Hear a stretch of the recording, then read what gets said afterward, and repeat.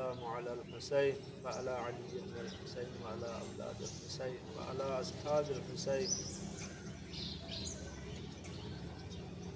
ہمارے اوپر جو ہے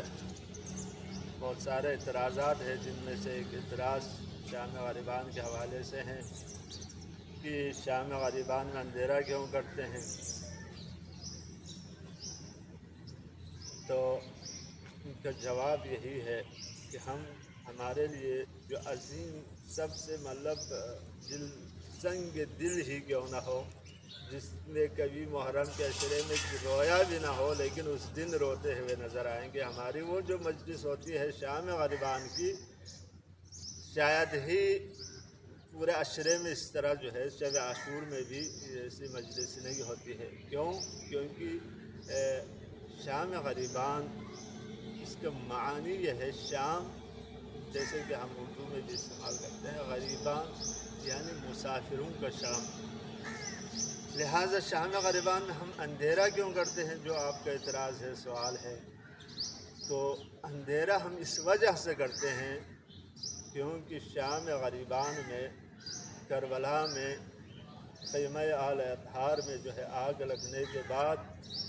علیہ مکرمہ زینب سلام اللہ علیہا سید سجاد نے شہدائے کربلا کے وہ یتیم بچوں کو لے کر اندھیرے میں بیٹھے تھے،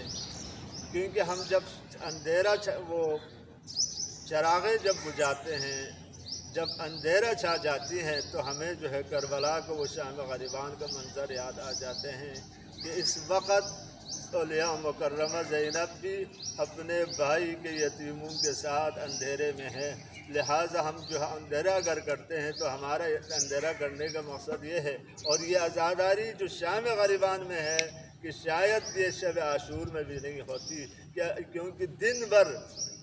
غم حسین میں سینہ زنی کرتے ہوئے، اپنا آپ کے جو ہے سر پہ مارتے ہوئے، سر پہ مٹی ڈالتے ہوئے عزاداران مظلوم کربلا دن بھر جلوسوں میں جاتے ہیں، تھک کے ہار کے جب وہ آ جاتے ہیں شام کے قریب، ہم یہ عزاداری جو شام غریبان کی جو مجلس جو ہے برپا ہوتی ہے، تو ہم اس مجلس میں آ کے دن بھر صبح سے شام تک غم حسین میں رونے والے تھکے ہوئے ہوتے ہیں،